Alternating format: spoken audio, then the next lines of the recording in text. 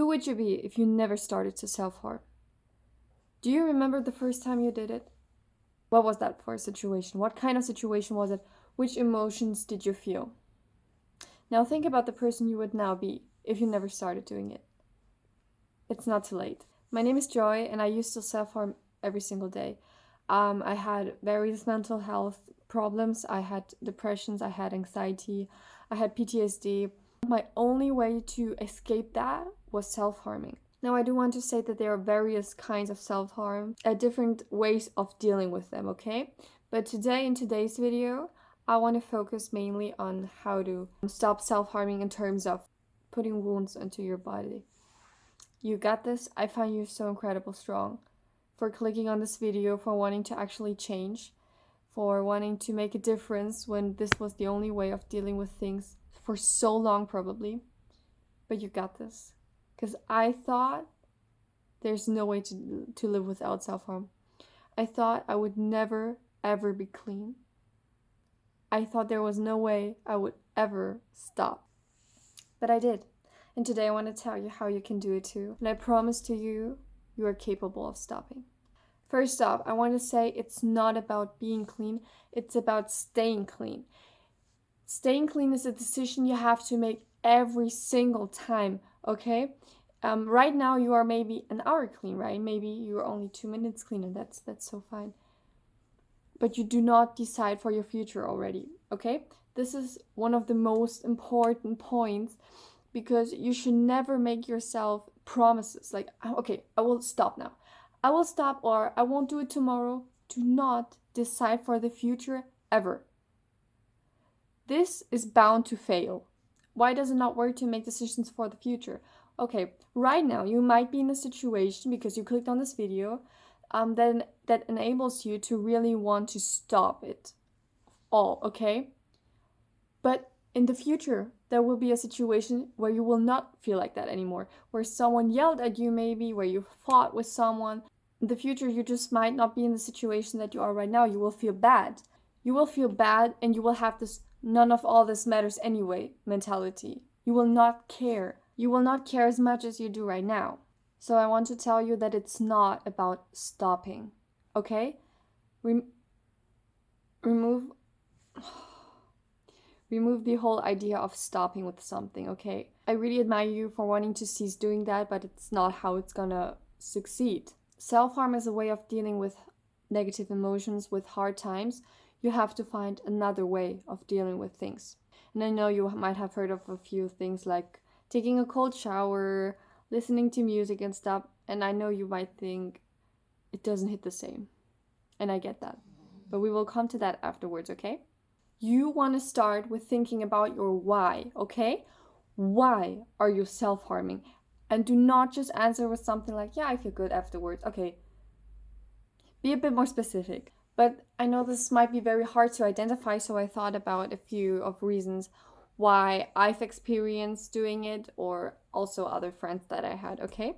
I actually wrote a list for you so you can choose what reason aligns the most with you so you can understand yourself better. Trust me, this is so important. You just have to question your own actions. First off, and this is something many people do not think about, but self-harm allows your inner pain to be represented into the outer world. You give yourself a wound, okay? And you watch the wound heal. You are the one taking care of it. You are taking care of what makes you feel bad on the inside. But in this way, you can actually take care of it. Because you might not be able to change the situation that you are in right now, but you can take care of the wound that represents your pain. And by taking care of it, by watching it fade, it feels as if your inner world gets better. It feels as if the problem you've had before that even made you self-harm in the first place slowly fades. And what's important about this point is that you are responsible for the healing process. So by putting a band-aid around it, by carefully cleaning the wound, these are all steps that many people love so much. Yeah, you love it so much because you feel like the problem fades. You feel like you actually have control over what happens because you can control your pain that's represented now get better or worse. You might purposely open the wound again, whenever you feel bad. Another point about this representation is that it proves your pain towards others. This is not something you have to be embarrassed of, okay? I know what it's like. I know what it's like. Um, it's it's something like, see, this is how bad I feel. You can see it now. You were not taking me serious. This is how bad it is. That's what it's doing as well. You might even want certain people to be shocked about your wounds, about how much you actively try to harm yourself. You want them to be almost a little disturbed by what you're capable of doing towards yourself. Because you feel helpless and alone. You feel like no one cares. You feel like there's no way out. You feel like you need to go to this extent in order to get the attention that you need in order to heal. And maybe you don't even expect them to help you, or you think of your situation as very hopeless, because that's how you feel. And you might not even want people to say that they believe in you, or you don't even want them to offer you help, because you don't see hope either. You don't have hope yourself. And all you want to do is just show how bad it is. You just want to show because you're fed up. It is as if you need to show the urgency and extent of your emotional stage to others. Don't be embarrassed, that's okay. That might be a reason for you. You might know that many people struggle with watching the scars fade and just leaving the wounds alone, watching them heal, because to them their wounds show how valid their emotions and their words are. Like, it needs to be that bad, right? If you just say that you're bad but you don't have proof that you feel bad, it's not that bad. That's how many people think. Now I'm gonna say something serious, okay? You want to see self-harming, but that means getting better, right? And you don't want to get better. You don't want to stop self-harming because that means getting better. And getting better is scary. You want to get better, but that seems so impossible. Imagine everyone watching you get better. Imagine everyone seeing you stop. The idea that people will be able to see you stop is so unsettling to many. So much attention, but also so much responsibility. Oh. To wait until it's gone. Oh, that helped a bit, right? Getting better is not something you will be proud of at the beginning, okay? Because before that, it was all about having the worst wounds. It was all about being proud of how self-destructive you can be. How brave you are for surviving that amount of pain. You know, having people say, that must hurt. And you're just so proud. I know that. You're proud of surviving so much pain that others just get disturbed by, but you're also embarrassed. You are proud of it around the people that you feel left alone by, or getting looked at that you might be envious of even. But you feel embarrassed about it around the people that truly worry about you, or the ones that actually recognize it as something that makes you vulnerable, not strong. It's a lot, I know it's a lot. Another reason why you might self-harm is because it's distracting you from your situation, from your feelings, from your thoughts. Because just focusing on the pain makes everything quiet, peaceful, numb. In that moment, all you can do is focus on the pain, and everything else does not hurt as much anymore. It's almost as if your physical pain could never be as painful as your inner pain. And every time you do it, you have to overcome a certain fear. You know, getting deeper. You might feel amazed by how intense you can go, by how deep you can go. You're making yourself strong because you can be much more horrible to yourself than you ever thought. And at some point, you want to hurt yourself more than anybody ever could, ever did, ever will. Self-harm might also come from a place of self-hatred and aggression towards yourself. This shows that you do not yet know how to handle these things, these emotions, without directly connecting it to your self-worth and without wanting to take revenge. I said before that self-harm might give you peace. And that might also be because you feel a lot of tension that you cannot think about actively. It's just like a chaos of emotions inside your head. So much, maybe even physical pain, feeling nauseous. It's so much, but you cannot really tell what's wrong. It's just so much you cannot handle it. You cannot handle this tension that you have inside of your body, this chaos of emotions and pain, that your only way to feel peace is by self-harming. Because in that moment, when you just watch it running down, and I know this triggers you, but I want to help you. By just watching it running down your arm, your legs, whatever, everything is just peaceful and silent, and you don't have to think about the chaos because suddenly all the tension is gone. You escape this inner tension for a few minutes on a daily basis, but then you're addicted because this tension won't fade forever.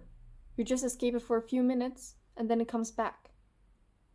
So you really have no idea how to handle it, or you just feel numb and nothing at all, not even chaos, just nothing.